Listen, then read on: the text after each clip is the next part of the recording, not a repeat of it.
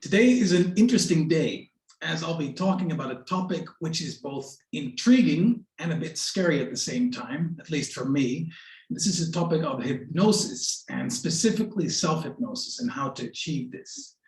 And actually, to learn about hypnosis, I'm talking to Ina Oostrom, who's a very experienced hypnotist, hypnotherapist, and teacher of hypnosis. Ina is also the author of two books, Hypnosis, The Key to Self-Development, which by now has been published in 3 languages, and Surgery in Hypnosis. And the latter book provides a very interesting account on hypnosis as a natural anesthesia during surgery. So this is actually very interesting to me. Ina, thank you so much for being here with me today. It's a pleasure. Yes, likewise, absolutely.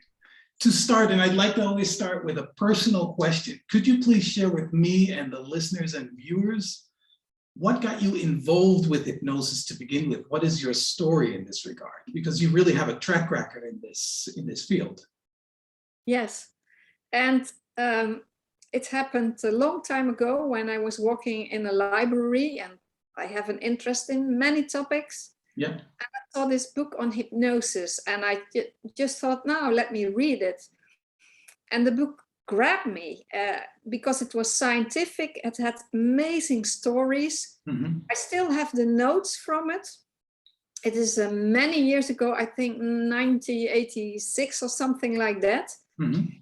And after that, we went to Kenya. I lived for 6 years with my family in Kenya. I forgot all about hypnosis. Mm-hmm. I studied for my my master degree in organizational development. Yeah. We got back, and I was one of those people in the year 2000 who started selling websites. Well, you have to know that people weren't interested, didn't understand it. I was just like a pioneer. Yeah. But it was not meant to be my path. And doing so many different things, I thought I need to take care of my body. Mm-hmm. It's not healthy. Well, it's very nice to have a lot of stress because I like my work, but you have to relax. Then I was thinking about this book on hypnosis. I thought, well, let me find self-hypnosis training. Interesting. Yeah. I couldn't find it. I only could find a training to become a hypnotherapist. And I thought, well, let me go there. At least I will be taught this self-hypnosis. Yeah. At that training, I was so amazed with the speed that you can help people overcome tremendous deep problems, fears, anxiety, and Mm-hmm. everything I did went wonderfully well. So I thought, well, this is what I want to do with my life. Wow. Yeah. But having a university degree, then you think, well, after 7 days training, will people take me serious? Then I found about the Omni Hypnosis training in the United States, Florida. There was Gerald Kine. He's famous world over. Mm-hmm. And I got trained by him, and a year later I got also trained to become an Omni teacher. So unfortunately he passed on, but Omni is still very much alive, and the institute is now in Switzerland, where we train more than 1,000 students a year. So Wow. yeah, it's a well-known brand in hypnosis. Yes. Yeah, I've seen it over different places. That's true. Yeah. Yeah. Well, so this is basically since '92, you've been really practicing this as your work. No, 2008, I got my first training. And Okay. yeah, so first I did a lot in Organizational development. yes, selling websites. Okay. I was a general manager of a development organization to support women, female entrepreneurship. So I did many things in my life, and I enjoyed them all. Okay, great. Yeah. And it prepared me to come to this place. Yeah, I believe that. Yeah. So, hypnotism has many definitions, from a state of being of some kind, or hypnotism as an art, or hypnotism as an a suggestion-based process. And by many, actually, hypnotism is also viewed as something for which the subject who is undergoing hypnotism is responsible for. And then actually, by that definition, all forms of hypnotism are actually essentially self-hypnotism or a form of self-hypnosis. Yes. Could you share a workable definition of hypnosis and also the relation with self-hypnosis and how it potentially distinguishes from self-hypnosis or how it involves it? Well, the difficulty is you have, is it the state, is it the process? And a conference of scientists decided to let go of that discussion because it didn't bring them any further. Yeah. And still to date, there is not a general accepted definition of hypnosis, but the one we are using is very helpful. Mm-hmm. It is the definition from Dave Ellman, one of the founders of modern hypnotism, and that is the passing of the critical factor, Mm-hmm. with that being enabled to establish an acceptable suggestion or idea. And in this definition, there is no talk about that a person has to be in a trance state. Yeah.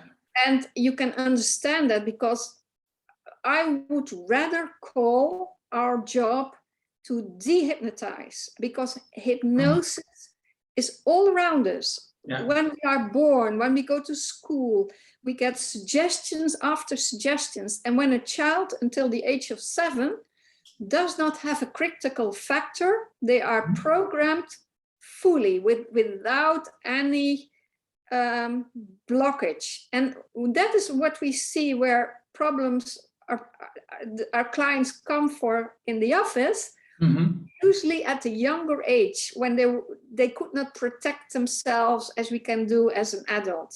Huh. So it is basically the passing of a critical factor, and then you establish an acceptable suggestion. And that basically is what marketing does. In marketing, they even have the term, when they have a video, then they ask experts, do we have a passing of the critical factor through which the suggestion will be more easily accepted? Yeah. And you have to realize that I always explain hypnosis being a shift from your analytical thinking mind to your feeling mind. Yeah, I have questions about that later. That's interesting. Yeah, because this is exactly what happens when you are watching TV or when you are watching a movie. Yeah. You get in a dream state, because if you would watch in your analytical mind a movie, then you would watch it as a director. The lightning is not okay. I should have shot it at another scene, or another actor would be better. Yeah. Then you're not enjoying the movie. But if you are watching the movie from a feeling mind, you are experiencing like you are in the movie. Yeah. And when the lights go on again, you think, oh, yes, I was here. Yeah. And it's a bit a similar experience when people go into hypnosis. We do therapy, then they are so focused, but all this focus goes inside. Mm-hmm. And after the session is, oh yeah, I was here in the room. Yeah. So there are similarities. Yes. Yeah. Very interesting points you raised. One thing that comes up now that I want to ask you about, you mentioned this critical factor that we don't have basically as a child. And you mentioned actually from the age of 7 in one of your videos, I've seen that from the age of 7, you develop this critical factor, this ability. And the other part... let me demo this critical factor, that you feel it, because usually we have these perception filters working 24 hours a day, at least when we are awake. Yeah. But you are not noticing it. Yeah. But if I tell you, oh, what a beautiful purple shirt you wear now. Yeah. What's your reaction then? Ina, well, you're crazy. It's white. Yes. Or a square ball, or black snow. Yeah. That triggers, but we have these perception filters constantly working. And how does it work? What we already know easily gets access, and what we don't know is rejected. Yeah. So like a person smoking who wants to quit smoking is from the analytical mind, but the subconscious mind has smoked for so many years. It has put an anchor of a feeling of feeling safe, feeling accepted. That's what we usually find with smoking. Yeah. So it jumps on this critical factor and it really doesn't pass. It is thrown out by the subconscious mind. So when a person tries to quit smoking, it's more difficult when the subconscious mind is not on the same page. So with hypnosis, we have to bring the subconscious mind on the same page, and then it works. Yeah. So a question that came up when you said this is this acceptable suggestions, right? And after our critical factor is developed, we become more of a gatekeeper. Yeah. The question is this: the people that come to you for hypnotherapy or for problems, is there actually an element of that's part of that early childhood when they weren't that gatekeeper with a critical factor in full capacity, or from early childhood kind of induced problems or ways of thinking perhaps that are still carrying forward? Is that a thing? Or well, we usually see that things happen when they are young, that they didn't understand and it was not processed well. If every problem we encounter as a child would become a problem, then the mental institutes would be full. It is just these emotions that are not processed. Mom was not there, or there was a scare. So I can have people who have a burnout or depression, and it is all linked to a moment when they were alone in the bed and crying and nobody was looking. And from the perspective of an adult, we think it has to be a significant moment in time. Yeah. Sometimes it is, but it can also be these small things from the point of view of the adult. But for the inner child at the age of 2, it's still big. And the moment you help process it, it is just gone. And with thinking mind, a person cannot find it because they might know the problem, but they do not attribute it to their core problem. And when you talk with the emotional mind, you can easily follow the trail back to where it started. And that is how we use hypnosis, to find the cause of a problem and eliminate it. But that makes for me, it sounds still very abstract. Can you shed a little bit more light on how that process would go in this hypnotic process? Is there this? I will give you a brilliant example of Gerald Kine, and that is such a beautiful story. He had a flight attendant, and she flew for many, many years, very experienced. One day she enters the plane, and within a few moments, a terrible fear, a panic attack gets hold of her. She has to leave the airplane. She cannot fly. She tries it next day, but it's impossible to enter that plane again. So she has to report ill, and so after a couple of months, she sees Jerry, as we call him. He brings her into hypnosis. Then he mobilizes the feeling of the fear. And then when that's very easy usually. And when that fear is at a height, then he guides this lady back to the first time she ever felt that fear. And the mind just easily travels back in time. And then she comes at a point, what was the origin of the fear? Had nothing to do with the plane. What came up is she was walking home from school. She passes a tree, and the tree is a bird. And that bird is protecting its nest and is scared from the child, but it makes a dive towards the head of the child. And even when it's a small bird, for a 7-year-old child. It can be very scary. Yes, of course. Runs home and the story is forgotten. But the fear was not processed. Perhaps mom was not at home. We will never know. Yeah.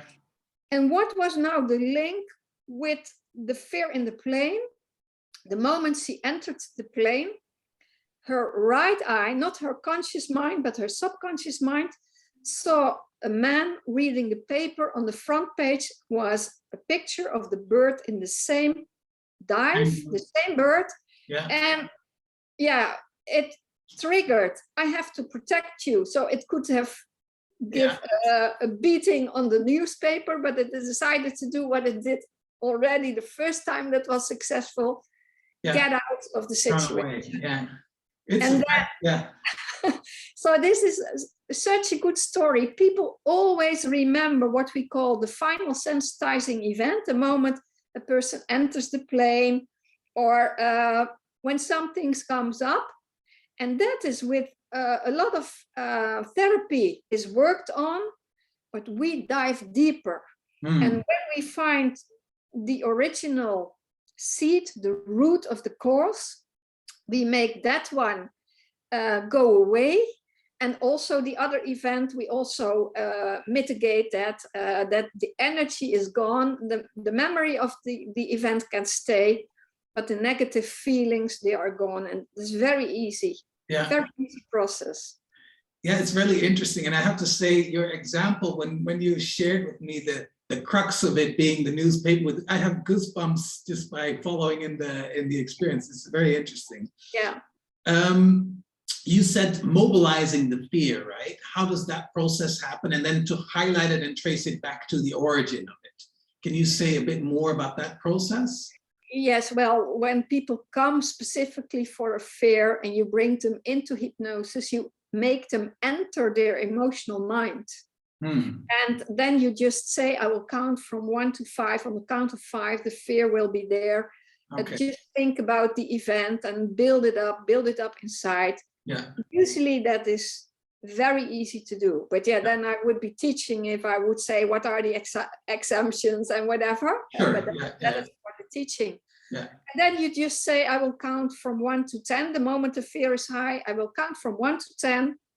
At the count of 10, you will be there the first time you felt that fear. 1, 2, 3, and then until 10, and then you say, you are there. Tell me now what's happening. And they give you a report. And usually you have to check, is it really the first time? Because then we say, we will guide you back further in time to check when is the first time. Yeah. So that is it. Really fascinating, and at the same time super practical as it appears. Very practical. And you know, I have to tell you, there are different ways of hypnosis. So you have traditional hypnosis schools. They also have another, let's say, teacher. We have Dave Ellman, and Dave Ellman, he taught many doctors, psychologists, and everything. But he said the techniques I teach, they have to be short. For a doctor, they don't want time-consuming things. Yeah. But the other big, how do you call that in English, is streaming of hypnosis. That was from another teacher who had a lot of time and who guided people in metaphors, using psychotherapy, psychology. That's a training you have to take for 2 or 3 years. It's not one school is better than the other, but it's so different. The only thing that seems to be in common is that we use the trance state, but the techniques are completely different in how to treat people. It's fascinating to me. I want to touch upon the fear part, but not necessarily the fear part which is the use, or for which the hypnotism is used, but also I think there's a lot of fear regarding hypnotism and what it is. And personally, I like to feel or be, or at least feel in control in some way. And the thought of hypnosis, it triggers some form of anxiety because I have to give up control. So it involves trust. Other typical fears regarding hypnosis, I think, are the fear to be stuck in this trance, to not be able to get out. maybe the same with always to stay there, to stay in this hypnotic state. In your experience, what are typical fears and suspicions regarding hypnosis that come up? And what would be your typical response to this? Well, we have a number of very well-known misconceptions. Yes. And one of the misconceptions that gives the most fear is being stuck in hypnosis. Yes. And yeah, I learned from the CEO of Omni van, where are these warehouses where all these bodies are put? He puts it very simple. The newspapers would be over. We are just using a very natural state that everybody is entitled to, because when you fall asleep, you go through a hypnotic state. Yes. And when you wake up, you go through a hypnotic state. Yes. Did you ever fear of not becoming awake? Yeah, perhaps some people with psychological problems might, because for everything there's fear, but people go to sleep in full trust, and you can go into hypnosis in full trust. And I have a beautiful story that my teacher, Gerald Kine, he was doing a session with a client. At that moment, when the client was in deep hypnosis, he got a heart attack. And the lady came out of the state immediately. She was able to put an alarm in the building. They were doctors, and they saved his life. So even though he was doing the hypnosis on her. He was doing the hypnosis. Yeah. Yes. Yeah, that's very interesting. Yeah. Another misconception is somebody is in control. And that's understandable, because last year we had this series of Freud on Netflix. We had Hypnotic. And they always portray it in a very negative way. It is as if people are not allowed to look in another way at hypnosis, whereas as a tool, you can get control back. That's why I love to call it dehypnotize. Yeah. We take away the mud that has been thrown on people from their youth. And so that being in control, that is, people are really afraid of it because of what they are programmed in shows and movies. Another thing is that people are afraid that they will not hear anything anymore. And the thing is, your senses are heightened. You can better hear, you can better understand, you can better see in your mind, you can better feel. Only your awareness goes inside. And in this awareness going inside, you can go deeper in your memory. And it's nice, because once I gave a demo of people, bringing them back to the primary school. And I asked them in hypnosis to open their eyes and start writing. And they wrote in the handwriting of that age with the same mistakes. It's like you put people in a time frame. It's really amazing, very amazing. So you can get so much more back than what you can with your normal thinking mind. I want to emphasize something that you said now a number of times, which is dehypnotize. And I think it's an accurate point. And I'm noticing that I'm actually shifting, because I was rather skeptical on even researching this idea, but at the same time, intuitively, I feel it's an important topic to explore. And what you touch upon with dehypnotizing, and also you mentioned marketing and watching TV and things like this, we are in a society, especially with social media and this continuous scrolling on our screen, we are sucked into whatever it is that we're consuming and not being present, and actually in a very susceptible state. And what you're talking about is dehypnotizing that and coming back to our awareness. I think it's a very important point. Yeah, it is used also in churches by politicians. Of course. And it's not only when you use this hypnotic state, but we call it waking hypnosis suggestions. People can just take your mind in your awareness. It's like when you want to book a holiday, they say, do you want to go to Greece or Italy? They never say, do you want to stay at home? Because that's not interesting. Yeah. They're all techniques. They know how your brain is working, and they can take your mind somewhere really you wouldn't know. And one of the most successful ways to mobilize people is through fear. Yeah. So when people are starting to use fear in a marketing campaign, you have to back up because then they want to pass your critical factor. Yeah, that's true. I mean, we see this with the whole COVID-19 responses internationally and everywhere. I didn't want to say that, but yeah, of course. But yeah. Yeah. I have another question about this acceptable ideas. I've read and heard, and you also mentioned this, at least in your material, that only acceptable ideas in line with our values can find ground for our subconscious through hypnosis. And in one of your videos, you speak about a verification of our consciousness if indeed a particular change that we're trying to elicit through hypnosis is desirable. In other words, we need to be motivated for what's suggested through hypnosis. However, there's an example, and this is why I'm bringing it up. There's an example of someone that is paying with pieces of paper, and the person who is accepting this is hypnotized to believe that this is actually money, and they accept it. How then is that desirable, and how are they still hypnotized? Because it's clearly not in alignment with what's in their benefit, at least. Yeah, well, I think there at the edges of things, there are always exemptions. Yeah. One exemption is when you talk about mind control, which is portrayed in the movie Hypnotic, and then you use nefarious things in combination with hypnosis. So,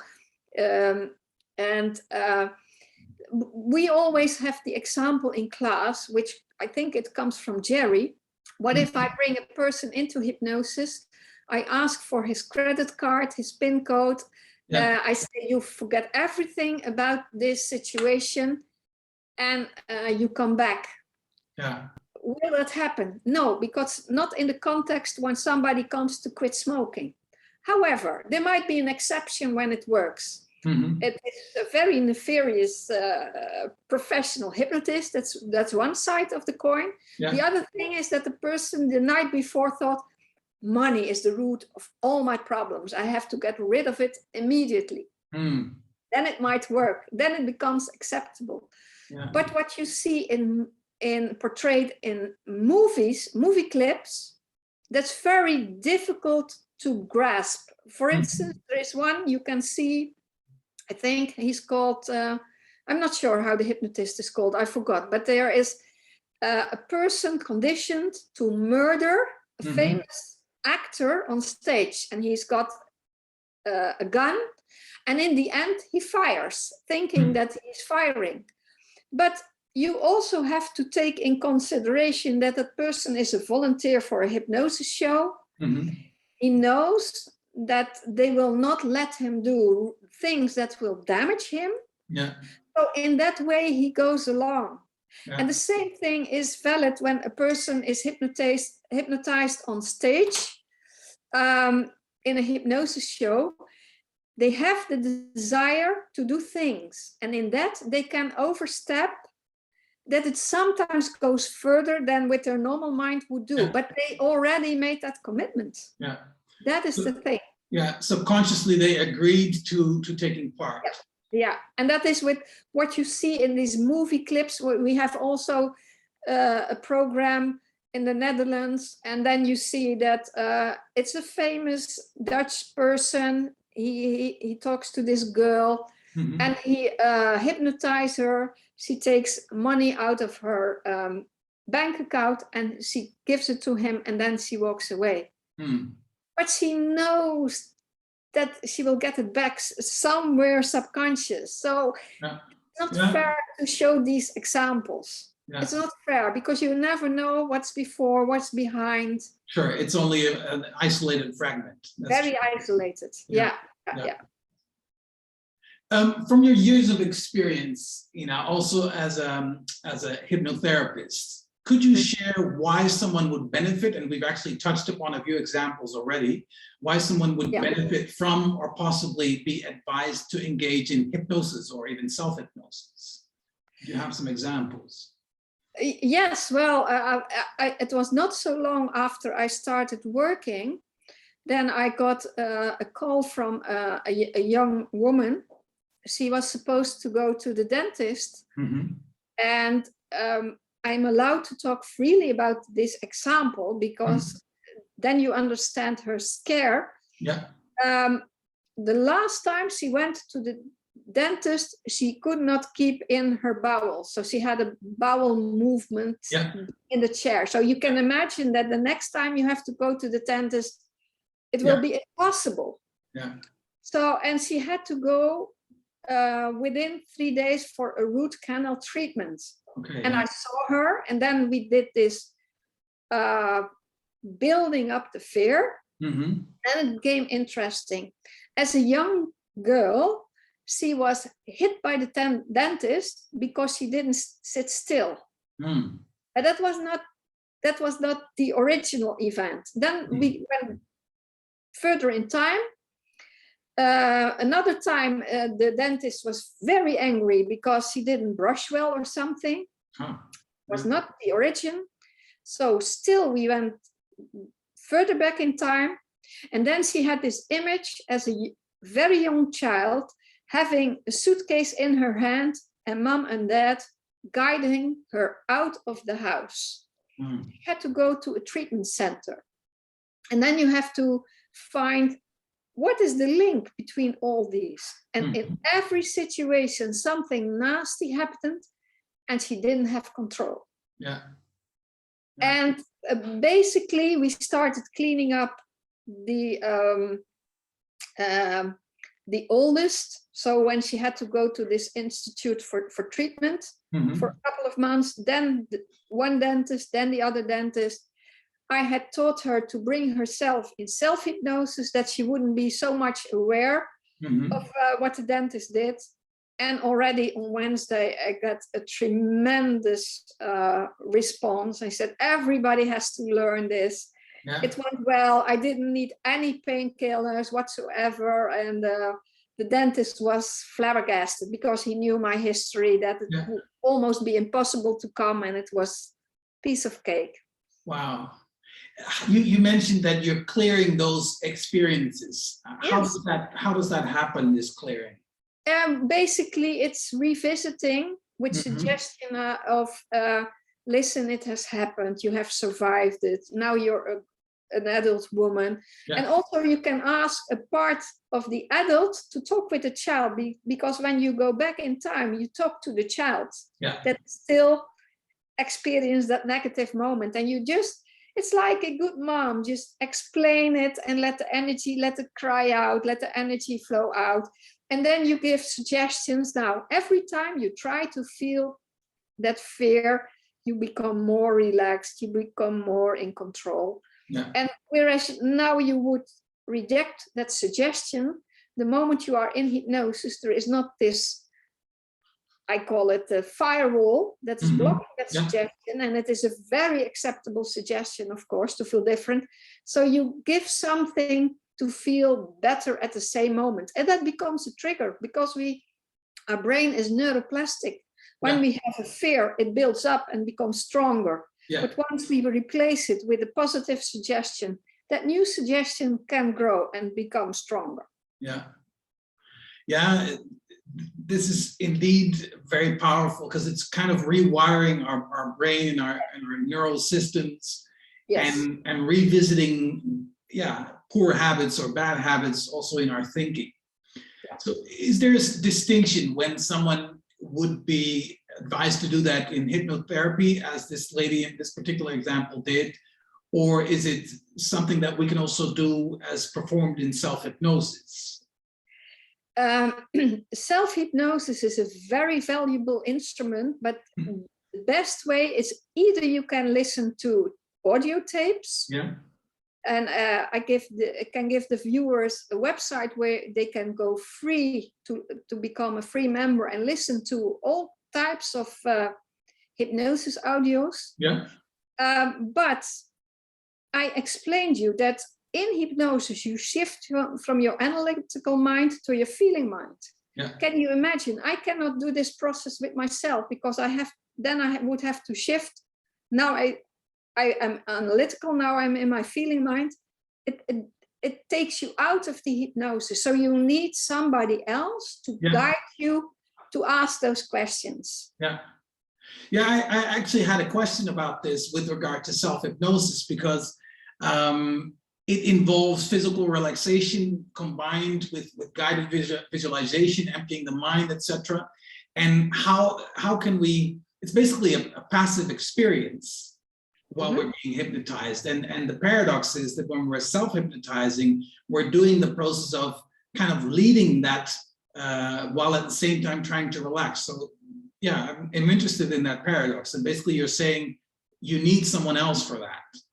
Yes, and if you want to learn a very powerful self-hypnosis technique, it becomes like a Pavlov experience, you know, your body reacts to the instructions immediately, but you are taught that. It takes about 20, 30 minutes for a person to learn that, and it's like installed, but people still can experience it through listening to self-hypnosis audio tapes. Yeah. Yeah. Interesting. After the interview, I'll ask you for the link, and I'll make sure to put it also in the post and under the video. Yeah. Yeah. I've read about the comparison between hypnosis and placebo medicine. And actually, your latest book has provided an account of hypnosis as a natural anesthesia during surgery, during operation. I imagine all of this has a lot to do with trust and with belief. Can you share more, maybe I'm wrong, but can you share more about the role of trust and belief in the process of hypnosis and how we can expand this in the context of self-hypnosis? Well, trust is very important to go into hypnosis because I cannot hypnotize somebody who doesn't want. Yeah. With a formal hypnosis. I'm not talking about marketing and everything. That's a whole different topic. Yeah. But in a formal setting, or when somebody is scared, it won't work. If they are scared of the process, it won't work. They will keep themselves out of the state because they will stay in their analytical mind. Yeah. That's one thing. If you talk about pain reduction in hypnosis, that has nothing to do with trust. It has to do with the working of the inner mind. And, you know, it is too complicated to give an elaborate explanation, but one part of the brain is very much involved in giving a pain trigger. So when you step onto a nail and it pierces your foot, there is not immediately pain. There is an alarm signal traveling through the brain. And in the brain, there are a number of brain parts that will have a small meeting. Is it severe enough and everything? And then they will give that alarm in the form of pain. Yeah. But the neocortex, so the analytical mind, when that one is involved, the chances of getting a trigger, a pain trigger, are increased, of course. Yeah. In hypnosis, the neocortex is put aside. It's more the limbic system that is active. Yeah. And the limbic system takes in suggestions from the hypnotherapist. And if the hypnotherapist say you are comfortable, there's nothing to worry about, then it's very difficult for this pain meeting to have enough participants to say, yeah, we have a yes for a pain trigger. Yeah. This is a very rough way of explaining it. Yeah. So that shift away from the analytical mind is really crucial for this. It's helpful. There are more things involved. Yeah. We have different states of hypnosis. We have, you can say you have light trance, deep trance. But actually from our institute, they are doing scientific research on very high level, one of the biggest researchers in the world. And they studied two states. One state is called somnambulism, where a person can be pain-free after a suggestion. So you always have to suggest that it is comfortable. And there is a deeper level that's called the Estill state. And in the Estill state, there is natural anesthesia. You don't have to give any suggestion. Mm. In the case of the book, I worked with Miriam, and we couldn't get her into this Estill state in a good way. Mm-hmm. So we made a combination with suggestions of being pain-free, and that worked also. Hmm. Yeah, it's really, I haven't read the book, but it's a fascinating story. Yeah. Yeah.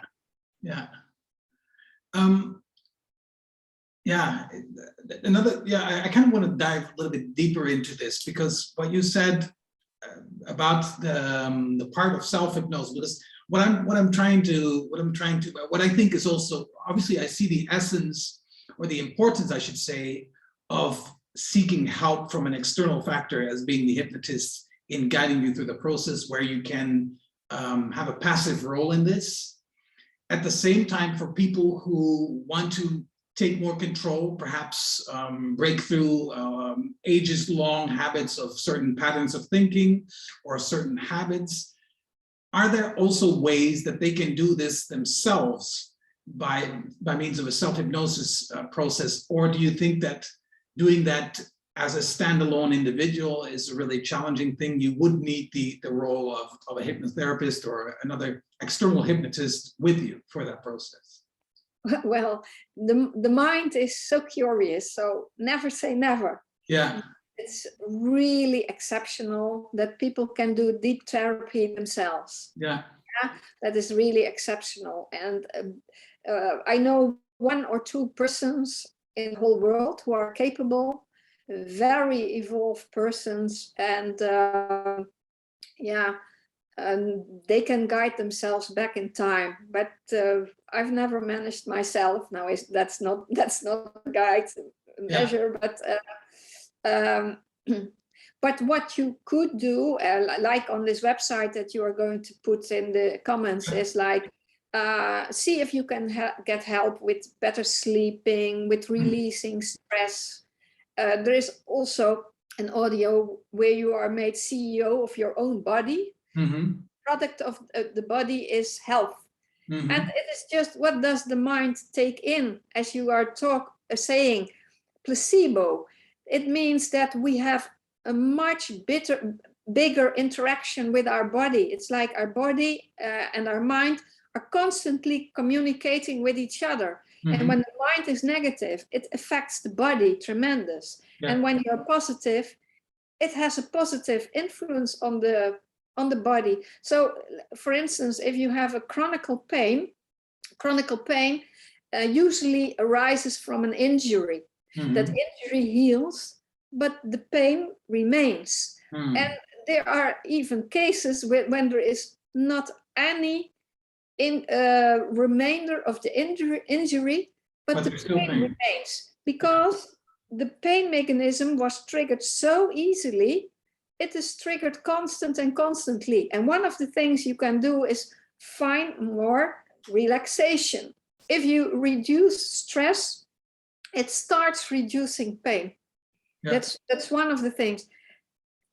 Stress makes up more than 80% of chronic pain. Yeah. And of course, that trigger mechanism, that can be put to rest, and that can be helped also by a hypnotherapist. But usually that are not many sessions. It's just like relearning the brain. Like, now there is not a real invasion. Relax. Yeah. It's okay. Yeah. The injury is gone. Yeah. So, but the subconscious mind needs to know that, and we have techniques for that. Yeah. So for someone, maybe not in the case of chronic pain, but someone who would want to change a habit, what would be the basic approach for that? Is that typical? If it is a small habit, what people could do if they were first taught a way of entering self-hypnosis is that you make a self-suggestion and you read that for yourself and you enter the state, taking that suggestion with you, and then not thinking about it, but allow the suggestion to do its work. Yeah. And sometimes we hear that people can have success with that. Yeah. I actually read about that in a book on self-hypnosis, that they're advising to write certain scripts based on certain ways of writing, and then using that as a way to enter into a deeper state of maybe subconsciousness. Yeah. But imagine if you want to get rid of nail biting as an example. Yeah.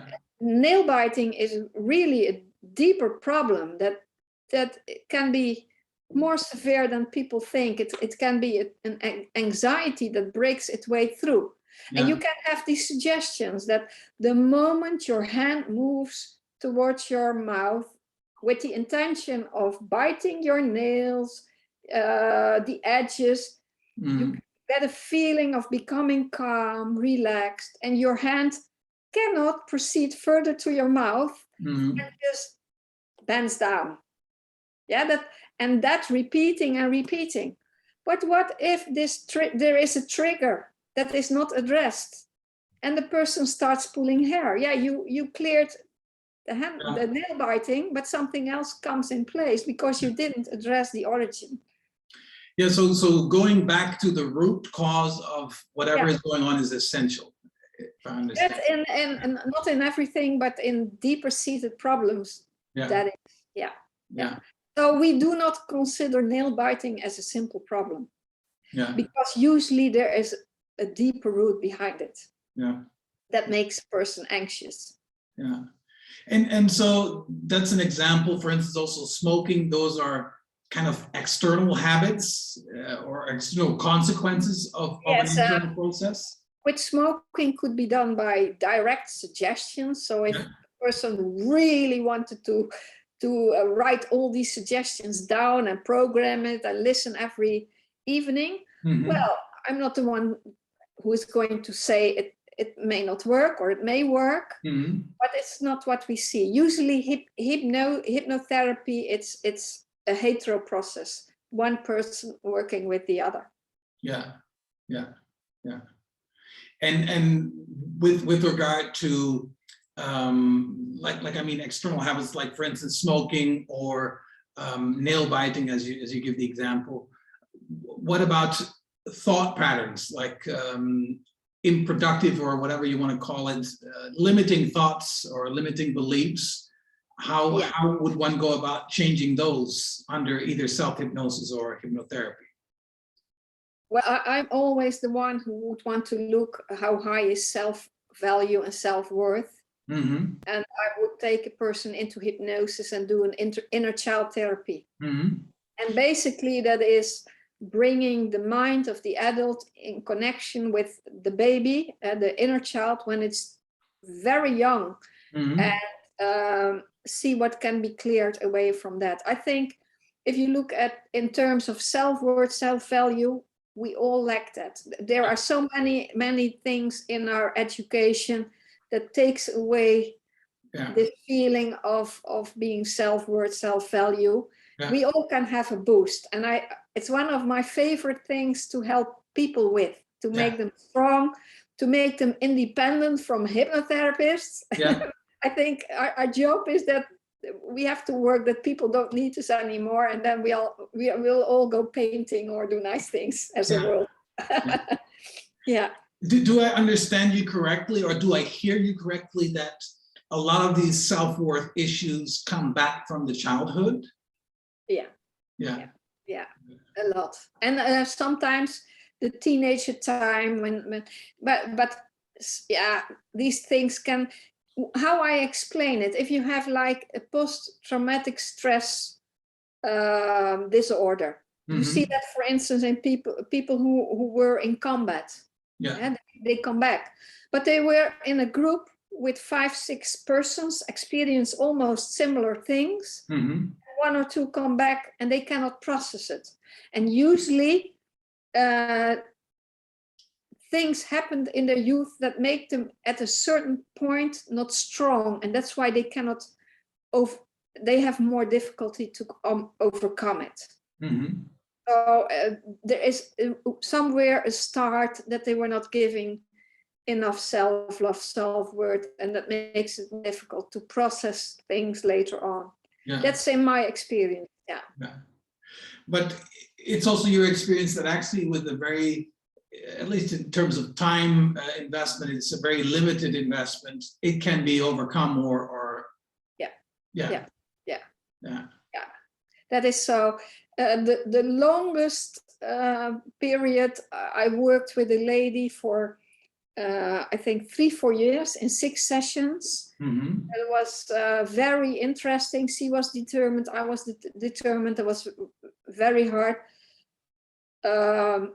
Then mostly I see people 1 session, and then sometimes I see them 2 times, sometimes 3 times. Yeah. But I'm more fast than other hypnotherapists. So usually in hypnotherapy, if you're talking from the Dave Ellman point of view, Mm-hmm. talk about 2 to 3 to 4 sessions. Yeah. If you talk about other hypnosis therapies, that might go from 4 to 12 to 15. So it really depends a bit. And this is also what you mentioned, that's being taught to doctors, for instance, because they need something that works quickly with their patients. Yeah, I train doctors, and that training is completely different from our therapy training. Yeah. So doctors, they are taught how to work with anxieties and with pain. Mm-hmm. And I take a long time to explain the pain mechanism, because they learned a lot about pain. Yeah. But I start explaining it from the hypnosis part, and Yeah. I can make them show that the moment they say it will only hurt a little, no, there's no little. Yeah. What you do actually is you make an evocation for the meeting. Mm-hmm. To start. Yeah. There was no meeting, but the moment you say the word pain, there is a meeting. So already the brain is alert what's going to happen. So they become part themselves of a system they should not want to be part of. Yeah. We talk about the ethical things. What are you going to say? Because you cannot say there is not, there will not be pain, or there will be pain. But yeah, we have very beautiful ethical ways of making a person comfortable without expressing it in a way that you make this meeting system be alert.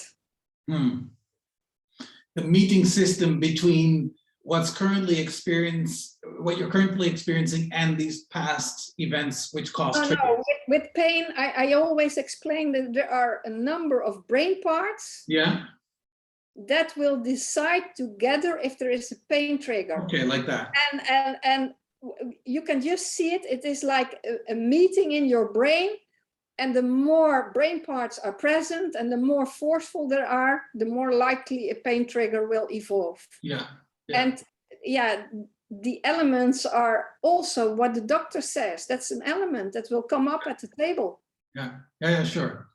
And is it then in the same way that we have this childhood experience, which is, for instance, in the example of the stewardess in the airplane, which is having a meeting with the trigger, the current thing that happens in the moment, which is meeting with that past experience of this bird coming down, when she's not.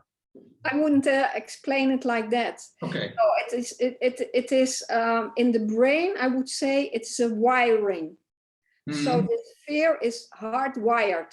Yeah. So the moment she steps into the plane, the lights go on, and it's bang. Yeah. So it is there might be some parts, but I do not have that in the same way as an example, as a metaphor. Okay. It's just like you enter a street and the lights start screaming, yelling, flashing. Yeah.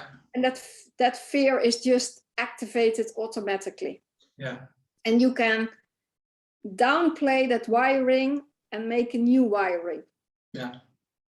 Which is actually the outcome of the hypnosis. which is the outcome of the hypnosis. Yes. Yeah. Some people, they consider hypnotism or hypnosis as a form of manipulation, which obviously doesn't sound very nice. What, in your opinion, is the difference, if there is, or if so, what is the difference, between hypnosis? Because there is some form of manipulation by suggestion. Well, when a person comes for a certain topic, then you give suggestions that are in line with the topic. Yeah. Then there is not the question of manipulation. Yeah. I'm not talking about people who want to do bad things. I think in every profession there are always exceptions. That is in the doctor's profession, in the dentist profession, it's everywhere. So, but when is there a matter of manipulation with hypnosis is usually in the waking hypnosis, when it is in politics, when it's in marketing. But still, what's very important for people to realize, they still exercise their free will. Yeah. Only they are not aware that they are bent towards the free will. But if you look at a car advertisement, if you do that to a person who doesn't care about cars at all, it will never enter that brain. Never. It will just be rejected. Yeah, so it has to be in line with our own interest and our own values. And then you can be taken further than you want. But you have taken a step first yourself. Yeah, that's a good point. Ina, I've learned a lot, and I have, for me, things have become much more clear regarding hypnosis. So I really want to thank you for this. Before we close, there's always one question that I'd like to end my interviews with. Perhaps you've seen any of them before, which is the following. Which question about hypnosis or also self-hypnosis didn't I ask, which I should have asked, which would really shed a new light on hypnosis or expand my understanding, and obviously that of the viewers and the listeners? Well, I must really say that you prepared so well. Thank you. So that the things that are very important in terms of hypnosis all came up. And the one thing that I would very much like to emphasize is that, and I said it before, but perhaps it makes more clear now, that is, when you go to a hypnotherapist for hypnosis, or when you're listening to audio tapes, it's empowering yourself. It is taking back control. Specifically, if you learn a very deep state of hypnosis to enter yourself, you take back control over your life. You thought it was lost, because some people think it's hard to relax. It's hard to keep my mind quiet. And then it's so easy. And so some people say, what is the difference between meditation and hypnosis? They are both very valuable techniques. But meditation, you have to learn. You have to be like, you have to put your dedication into it. Self-hypnosis, when somebody else teaches you, within less than a minute, you can bring yourself into a very deep state of pure relaxation. And that form of self-hypnosis is then kind of the Pavlov reaction that you create by the it's very interesting, Ina, because especially if you would ask me what is the one point that I've learned throughout this project, because I've researched a great many different topics, and I've talked to an equal amount of different people. And the thing that keeps coming up, and the last talk was Joe Hippensteel, about stretching, and same with being present, same with breathing, other topics that I've researched. The relaxation part, for us to be able to let go, and again, this comes up with hypnosis too, it's just a fundamentally important topic, I think, that also through society and as you call it, dehypnotizing, we can achieve, because we're building up so much tension, which are same with these old habits or old triggers that remain in our bodies as tension or in our mind. And I think that's, yeah, achieving or being able to achieve more relaxation is hugely beneficial. Yeah. And that now there is a new branch of medical science, the neuropsychoimmunology. And that really puts into focus how much long-term stress contributes to illnesses, mental and physical. So the moment you start pushing back stress, you do so much for your health. Yes. Yeah, and if you look at stress, it's all tension, actually. Yeah. So you say that's neuro... the neuropsychoimmunology. Immunology. Okay. Yeah, I'll be sure to research that. We have a beautiful book in the Netherlands, and it's also written in English from Pierre Capel. It's called The Emotional DNA. And he brings that into picture brilliantly. I'll be sure to check that out. Yeah. Ina, thank you so much. I really enjoyed our time, and I think I'll be checking in with you for a session. Yes. Okay, you're most welcome. Thank you.